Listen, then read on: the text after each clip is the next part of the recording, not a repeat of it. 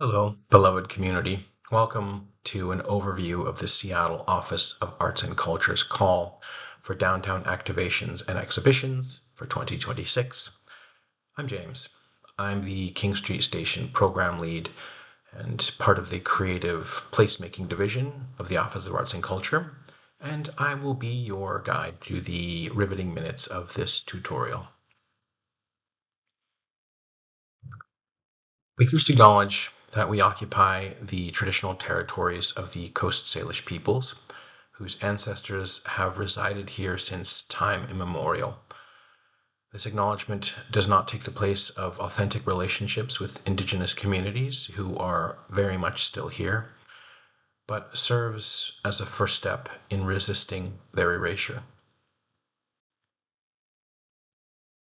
This tutorial will cover two subjects. In video 1, we will go over the general contours of the call, what it's all about.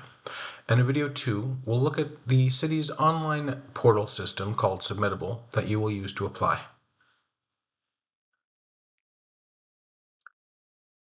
The Seattle Office of Arts and Culture invites individual artists, cultural producers, arts administrators, creative workers, community groups, community members, and arts and cultural organizations of all shapes and sizes to propose projects activating public spaces in downtown Seattle in 2026. And all that is under a unifying theme, which we will explore shortly.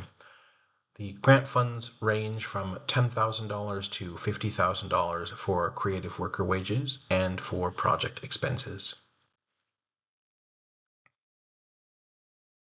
The unifying theme of this call is We Still Dream a Future. This moment is filled with many challenges for our communities, but despite the obstacles before us, we still dream a future. It is in such times as these, when it is hardest to imagine what else is possible, that we need such dreams the most. And so, We Still Dream a Future is the marshalling of our collective imagination within and beyond our current circumstances. It is an exploration of a future, but it is also a discussion of our past and our present, of who we have been as much as who we might be. The arts are essential to creating what comes next. When we see what could be, when we can hear it, touch it, experience it, then what we imagine becomes something more. Through art, all that is possible takes a step toward becoming real. In this spirit, we proudly declare our many rich identities. We boldly imagine our future together even now, especially now. In whatever moment this is, in this moment right now, we begin. We are still here, and we still dream a future.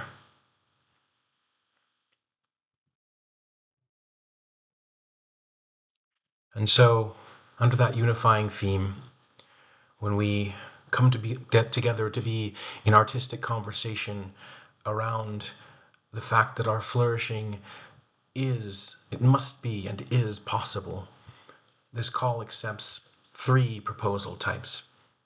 The first is exhibitions to be housed in our King Street Station gallery space, which I will speak about shortly. The second is a proposal for an activation, where an activation is an event or project that brings its proposed site to artistic life in some way, aiming to transform the proposed location and to welcome community. The final proposal type is for installations.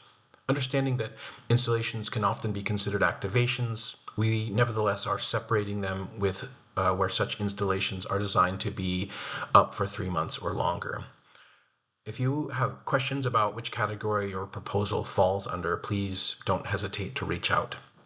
There will be a contact information slide later on in this tutorial for our downtown activation supervisor, Kate Fernandez. And with that contact information, we encourage you to feel free to reach out. We're just on the other side of the line, happy to answer your questions. So you can also find contact information on our Arts at King Street Station webpage and our Hope Corps webpage as well.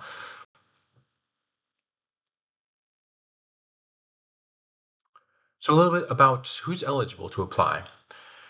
You are eligible if you are an individual artist, an organization, or a community-based group located in or presenting work regularly in Seattle. You do not have to be a 501c3. You are eligible if you have not received funding from arts for a previous iteration of the proposed project you are applying with within the last 3 years. You are eligible if you are not currently receiving Downtown Activation Plan related funding from arts for projects designed to take place in 2026. And you are eligible to apply for more than one project type. What we mean by that is that you may submit separate proposals for an example, for an exhibition and an activation, or an exhibition and an installation. You cannot submit multiple proposals for a single type, for a project type. So you can't submit a proposal for multiple exhibitions, for example. Some stipulations around what is not eligible is that, particularly in our King Street Station spaces, we are unable to host commercial exhibitions, things that directly sell the materials. Neither can we post prices. So that's a stipulation there for King Street Station. And then for all of our events and activations and exhibitions, I should say for all our exhibitions, activations, and installations, they all must be presented free of charge to the public. So let's dig a little bit deeper into our project sites. First is the Arts at King Street Station Gallery, Cultural Hub, Art Space. If you've never been, on the top floor of King Street Station, there is a beautiful 7,500 square foot art space. And there's also an arts residency space. There's a community gathering living room space. And this is where we host arts exhibitions, arts events of multiple types. And you can see in this slide in the lower left-hand corner, there is a schematic, excuse me, for the 8 mobile or kinetic gallery walls. And this was intent of the design to make it as flexible, to make it as adapting to your vision as possible. And again, we can host exhibitions, activations of various types, whether that's an exhibition, a 2D exhibition using our walls, whether that's a dance performance of some sort, a music performance, theater, literary, multiple things can happen there. So we'll talk a little bit more about activations just in one more slide, but the exhibitions in this particular case are to be held March through December of next year, and the duration is approximately 2 to 3 months for the exhibitions, with funding up to $10,000.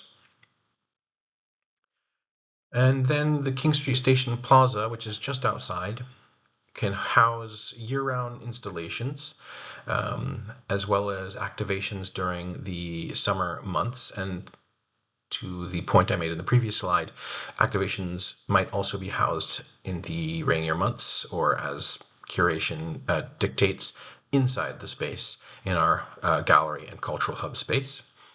But for the purpose of the installations that might be housed on the plaza, those can be up to 3 months longer. Activations may be one-time events, or they may be a reoccurring event, an event series. And again, so activations and King Street Station Plaza, both of those things, events might be housed indoor and outdoor. Funding for that is $20,000 up to $50,000. Just across the street at Union Station is Union Station Plaza. Similar to King Street Station Plaza, installations housed for 3 months can be housed year-round, and activations may be one-time or recurring, held during the good months.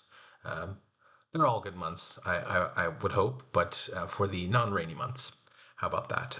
$20,000 to $50,000 is the funding range for those particular events on the plaza and/or installations. And then we have more broadly in the neighborhood, in the CID, Pioneer Square, and Stadium District, held during the timing for that is June through September, looking for installations. Again, similar concept, 3 months, and then one-time or recurring one-time series or activations rather for outdoor, and that's 20,000 to 50,000. So a little bit different. One thing that we would encourage you to do is to have a site visit as you're considering your proposal. So, for example, if you'd like to come down and take a look at the King Street Station Gallery, you're welcome during, of course, whenever our galleries open, Wednesday through Saturday, 11 a.m. to 5 p.m. But you can also schedule with members of our team if you'd like to speak with us during the visit. We're happy to go over the contours of the space, to answer any questions you might have as you're considering how your proposal might fit into the space. And we strongly encourage that if you're at all able. It just gives you a sense of a more site-specific sense of what you might propose. One thing we really would is important to note is the idea of permits. So, depending on the size, the scope, the location of your event, there are a variety of permits that may be required to secure your location. It's very important. If you need help, obviously we can offer guidance. Again, contact information is forthcoming in a later slide. But just so that we can help you if you have any questions around that. But please note, the very important, that receiving funding does not mean your project will automatically receive a permit for your desired location and dates. You will also be responsible, once your proposal is accepted, if it's accepted, for navigating approval of installations within historic districts, such as Pioneer Square, that would require a certificate of approval before installation.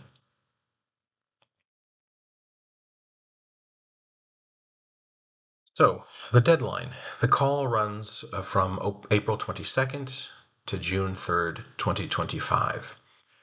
The call, and I can't emphasize this enough, it will close at 5 p.m. Pacific, and we sadly cannot accept late applications. I know that there, as one who is familiar with such deadlines, that there are always reasons that might come up that might make it hard if you're having to apply last minute. So we strongly encourage that you apply well ahead of schedule, if at all possible, to mitigate any sort of acts of nature that might prevent that application from being submitted late, because we can't accept that. Our system literally stops accepting the applications at 5 p.m. So please do everything you can to submit on time, because once 5 p.m. Pacific hits, the application closes, and it is closed. So do your best. I know it's always hard, right? Where our lives are full of many things we're juggling, and we do have compassion and understanding for that. But unfortunately, we cannot accept late applications. So I want to say that we do offer, in order to help you, we do offer application support. So again, if you'd like a site tour, if you have any questions as you navigate the online portal, feel free to reach out. In addition, if you are watching this video on either our King Street Station or Hope Core web pages, you will find RSVP links to sign up for online workshops where you can speak with us directly from the comfort of your own computer or phone, and we'll be happy to answer questions there as well. So there should be several dates you can sign up for in order to join us online, and we'll again have a chance to talk to you a little bit more about the call, as well as answer any questions that you might have. So again, please, I will emphasize, I will say it one last time for emphasis, please make sure that you are doing everything you can to not wait to the last minute. Do not wait. I emphasize, do not wait until 4:55 p.m. on June 3rd, if at all possible. So artists are going to be selected by an independent peer review panel of artists and community representatives and event producers who will evaluate applications in the following criteria areas. So advancing equity is the first you'll see there. Generally, your proposal, it directly represents the experience of those featured in the work. Your proposal integrates plans to be accessible to people of many ages, abilities, and languages. The public benefit, your proposal features new creative work to produce an event, experience, or exhibition that is free and welcoming for visitors to enjoy, experience, or benefit from in some way. And your project has the potential to draw community members and visitors to the chosen neighborhood and is thoughtfully developed with the site in mind. For artistic cultural contribution, the project responds effectively to the theme, We Still Dream a Future, and it uplifts stories, creatives, ancestors, and audiences from communities that represent Seattle's diversity. With achievability, you demonstrate the potential to complete the proposed project through relevant experience, capacity for growth, or with support from experienced partners or collaborators that will help you complete the project. And the other aspect is that your proposal is technically and logistically feasible, and the requested funding amount is appropriate for the project. I should also mention panelists also consider your proposal in light of the larger curation of the call as necessary, considering space, timing, how various projects might resonate, and more. As you're getting into the call itself on Submittable, you will see several supplemental or helpful links, supplemental documents. One of those documents is a more detailed breakdown of the criteria. So you can find that in the supplemental links or helpful links section of the call. Strongly, along with really going over the guidelines, I strongly recommend taking a look at that criteria as your capacity allows. It really kind of digs down in a little more detail in each of those criteria about how the panelists are reviewing your work.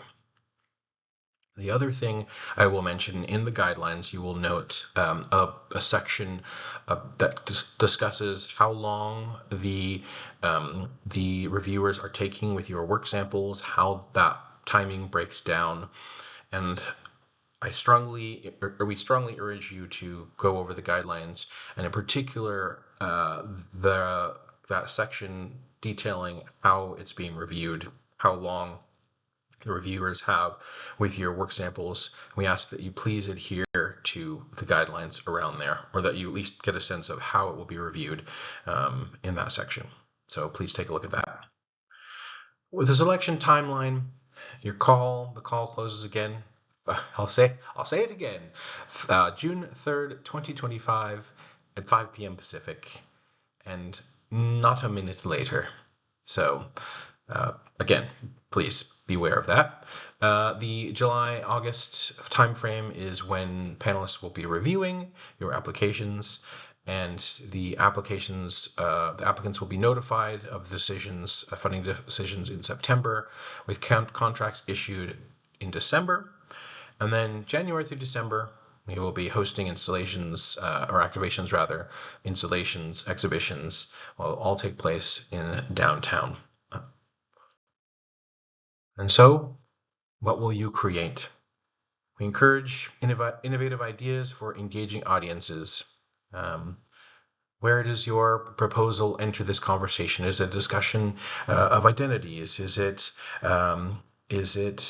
an exploration of larger systems that work in our lives, or is it a vision of what lies just on the horizon of who we are? We can't imagine how you might respond to this call. We're excited to have you show us what is possible.